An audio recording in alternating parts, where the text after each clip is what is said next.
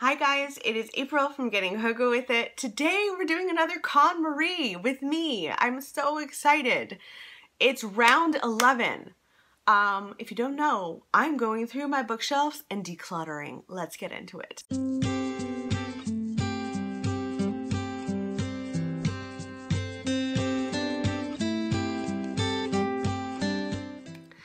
So yes, my bookshelves are a hot mess. They've been a mess for a while now, double stacked, looking just in shambles, and it's time to take charge and get rid of some books. So I created this Konmari with me whole series.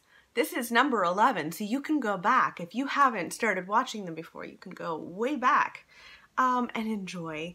So basically the whole plan is I'm gonna declutter. I have to have rules for myself, or I'll just keep everything because I'm me. So I have 29 books here. I'm going through American historical fiction today. I've got 29 books.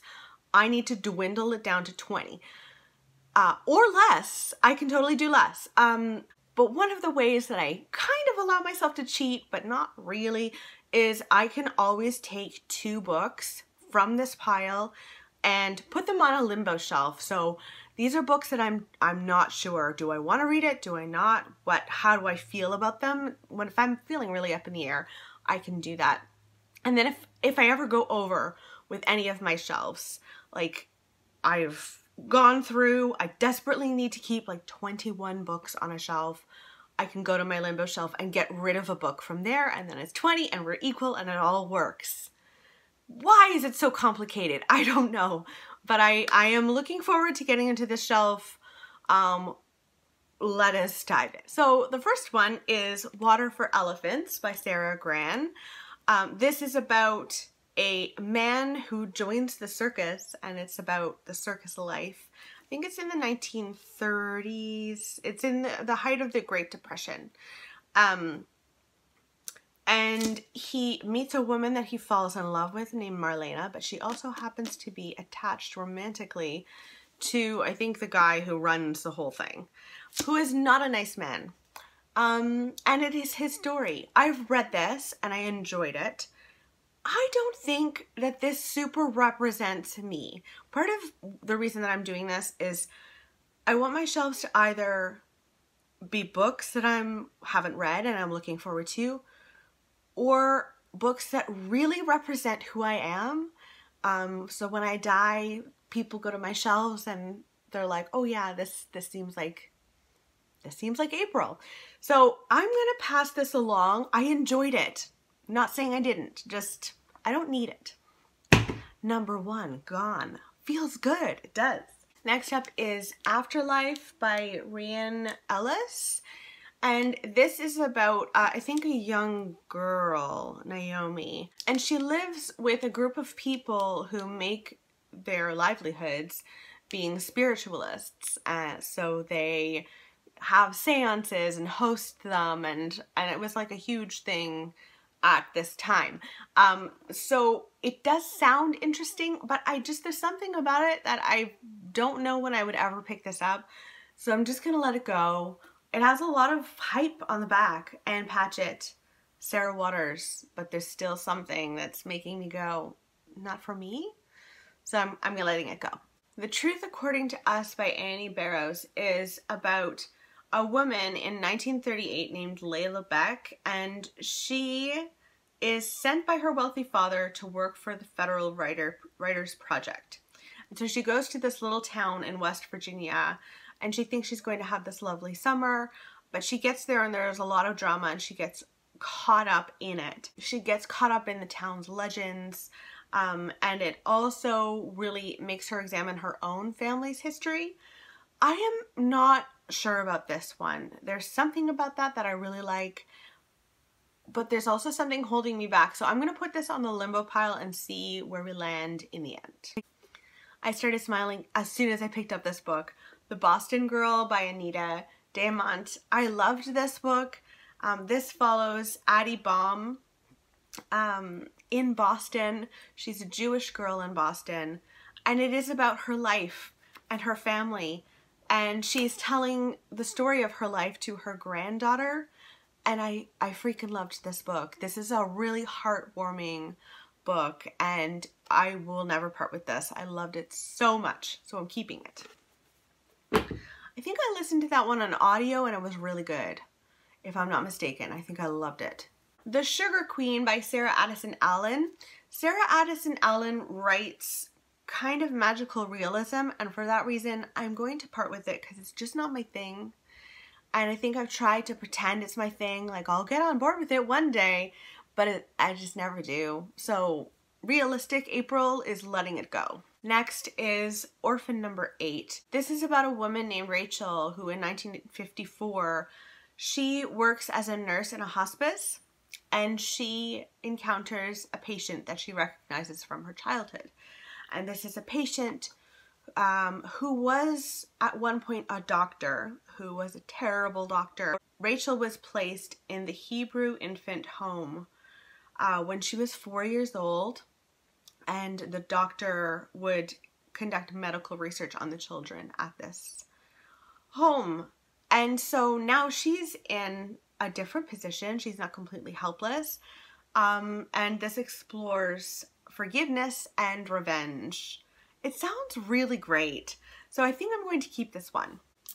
Vanessa and Her Sister is, I think, about Virginia Woolf and Vanessa, her actual sister, and it's like a reimagining of their lives. It takes place in London. I think this book is written in letters, and they write letters back and forth to each other. They are both artists. Vanessa is a painter, Virginia is a writer, and it is about their relationship together. I really love sister stories. I struggle with stories that like take a very famous person and rewrite their lives. I just get nervous about that, but I love a good sister story, so I think I'm going to keep this one. My Name is Resolute. I am absolutely keeping. I still haven't read anything by Nancy Turner. I really want to read These Is My Words first. I haven't found that yet. I will. I am on the hunt. But this is a bit of a beast. It's like, oh my goodness, how many pages? Over 500. This follows Resolute Talbot. It starts in 1729. She and her siblings are captured by pirates and taken from their family's plantation in Jamaica, and they're brought to the New World. As she grows up, the British come over to America and try to kind of rule. And she decides to take the Patriot side. She smuggles them goods. She gives them, make sure they're clothed and everything. And it does sound really good, so I want to keep this one. The Seven Husbands of Evelyn Hugo is another one that I just loved so much. We follow a Hollywood movie icon named Evelyn Hugo, and she will do anything to get to the top. And we follow her love story, as well as the 7 husbands that she marries. So good. I loved this book very, very much. It was a big surprise for me, so I'm keeping it. The Lightkeepers Daughter is a book about a girl, Morgan, who's a foster kid, and she's forced to help at a retirement home. And we meet Elizabeth, who she meets at the retirement home.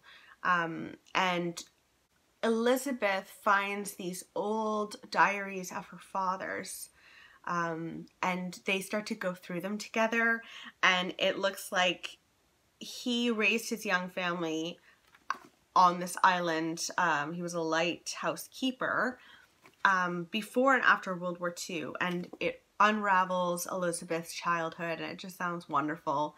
I'm always up for this kind of story for some reason, so I'm totally keeping this. The Other Typist is about a woman named Rose, and she works as a typist for the New York City Police Department. One day, Oda Lee joins the team, and she like whisks her way into the underworld of speakeasies and jazz, and it just sounds wonderful. I can't remember, one of you suggested to me that I read this and really enjoyed it, so I am going to keep this because I would like to read it. 1000 White Women are the journals of May Dodd. This is about a group of women who travel west in 1875, and they are married off to Cheyenne warriors. And we follow May and her experience on that journey and the marrying a chief of the Cheyenne Nation. It sounds great, and I've heard good things about this, so I'm going to keep this one. This Snow Child is absolutely a book I cannot get rid of. This is about a couple in 1920. They moved to Alaska. They have been dealing with infertility, and one day they create like a little snowman, but it's like a snow child. And the next day, a real child shows up in the woods, and they kind of think of her as theirs. I think this is going to explore, obviously, infertility and the sadness that revolves around that, which I know very well. So I really want to read this. It sounds good. I know there's magical realism in here, but that theme of infertility means so much to me, and it's so close to my heart, I should say, that I really want to read this. The Orphan Train brought me out of like a major reading slump a few years ago now, and so I can't get rid of it. It's actually about two kids who were orphans, and there was an actual train, like this is based on a real story, where they would take these kids and throw them on this train, and like they'd go stop by stop and town by town, and they'd all get off, and people would choose them for, usually it was for like helping around the house if they were girls, or helping around on the land if they were boys. And this actually happened between 1854 and 1929, and we meet two kids who meet on this train and their life experiences. It was so good, slightly heartbreaking sometimes, but really, really great. Boy Snowbird is magical realism, like straight up, and fairy tale. I just think I'm gonna let it go. It's also a library copy, so I just don't think it's for me. I'm going to let it go. Ooh. The Given Day by Dennis Lehane is about two families in Boston, a white family and a black family. The truth is, I'm not sure if this is for me. The premise is interesting. It's littered with major figures of the time, like Babe Ruth and stuff, so that kind of throws me off. So I'm not sure. I'm going to put it on the limbo pile and see what happens at the end of all of this. The Dollhouse sounds really cool. It's about a hotel for women called the Barbizon, and it's where a lot of people lived side by side in the 1950s, like models and secretaries and editors. And there is a death that happens there involving a hotel maid, and it like dives into that whole story. And I really want to read this, so I'm keeping it. All the Stars in Heaven is about Clark Gable and his love interest. I don't want to read this. I'm going to let it go. I love the cover. It's beautiful, but it's gotta go. Daughter of Fortune is about a woman who meets a man and like goes on this adventure with him. They go to San Francisco together. I just don't want to read it. I don't know why. I don't. This is good though, because this is good. I'm getting rid of books that like, why do I have them? Why did I pick them up? I don't know. Sometimes it's just the name Isabella Lalonde. I loved The House of Spirits by her, and so I'm like, I'll love everything she writes. But the storyline, you know, I'm trying to justify it. Manhattan Beach by Jennifer Egan is a really interesting one. This is about a girl whose father dies very strangely. She's always wondered. And she dives into that death. Meanwhile, she has the coolest job in the world. She is a diver. I just said dive into, and anyway, she is a diver, and she like checks and makes sure that the ships that are going to war are okay, and she repairs them, which is fascinating. So anyway, I'm absolutely keeping this. I still haven't read anything by Jennifer Egan, so this is staying. Another one from Christina Baker Klein, and I loved Orphan Train so much I cannot imagine getting rid of this, even though this is based on the artist Andrew Wyeth, and he painted Christina's World, which I think this is part of that. There's a picture of a woman in the front in the actual painting, and it is about the story between the painter and the woman that he's painted.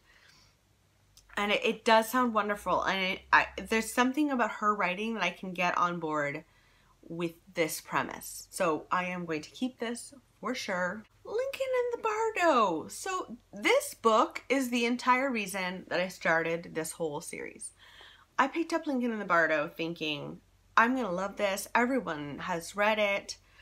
And I don't know if I'm gonna like it or not. And this is actually the reason that I did this whole thing was because I was like, I need a limbo pile though, because these are the kinds of books where I'm like, I really don't know if I want to read this or not. I really don't. So it's going on the limbo pile. We'll see what happens in the end. Rules of Civility by Amor Towles is staying absolutely.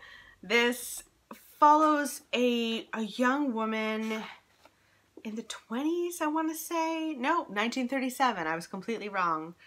And she meets a man named Tinker Gray on, I think, New Year's Eve. And their relationship brings her into the whole New York City scene and New York City's society. And I am so eager to read some Amor Towles. I don't know what is wrong with me and why I haven't read this yet. So I'm keeping this for sure. Half Spent Was the Night by Amy McKay. I enjoyed. This is a beautiful, like stunning, gorgeously crafted book for Christmas. I enjoyed it, but I wasn't blown away by it. And for that reason, I think I'm going to pass this along to someone else who might like to read this at Christmas time. Girl Waits with Gun. This is not for me. I just know that this is not for me. It follows the first female sheriff. I like that it's feminist, but there's just something about this that I just don't think it's going to work for me. So I'm just going to let it go and not worry about it too much. The Silence of Bonaventure Arrow was suggested to me by my mom, and so I can't let it go. This is about Bonaventure Arrow, who came out of the womb completely mute, but he has a miraculous gift of hearing. He lives in this big, huge house, and he witnesses so much. I think he's a great comfort to a lot of people as well. And I need to keep this. I also need to read this and prioritize that. So I'm keeping this. The Movement of Stars follows a woman in 1845 named Hannah Price. And she is expected to marry. She's already 24 years old. Why isn't she married yet? But she doesn't want to. She really wants to just explore the stars. And this sounds like a really feminist book, and I do want to read this, so I'm going to keep it. Z is about Zelda Fitzgerald, which is F. Scott Fitzgerald's wife. She was a very interesting character and had an interesting life, and this kind of reimagines her life. I think I'm going to let this go, though, because it's a retelling, and I've been hemming and hawing about this for a while. I just don't think it's for me, so I'm going to let it go. It's also a library copy. Again, they don't look nice on my shelf, so if they also don't really appeal to me, I'm going to let them go. And The Postmistress is by Sarah Blake. This is about a radio girl, Frankie Bard, in 1940. It's in the middle of the war, and she thinks that she can help the war. I think I'm going to let this go. I'm slightly interested in the premise of it. It's a library copy, and it's falling apart. So I think I should just be brave and let it go. I've done really well. I did well. So I had 29 books and I had to bring it down to 20, and I've done really well. I am getting rid of 10 books, so I can already just like walk away and be happy. But no, I am also going to look at my limbo pile. I've got 3 books on my limbo pile, and I need to decide what goes and what stays. I've got Lincoln and the Bardo, the given day and the truth according to us. I think I've already decided. I'm going to keep Lincoln and the Bardo on the Limbo Pile and the truth according to us on the Limbo Pile and just get rid of the given day. So that has like dramatically helped that shelf. I am so happy and proud of myself. Sorry this was a long one. It took me some time to go through everything and like wrap my mind around everything, but I'm really happy with how it came out.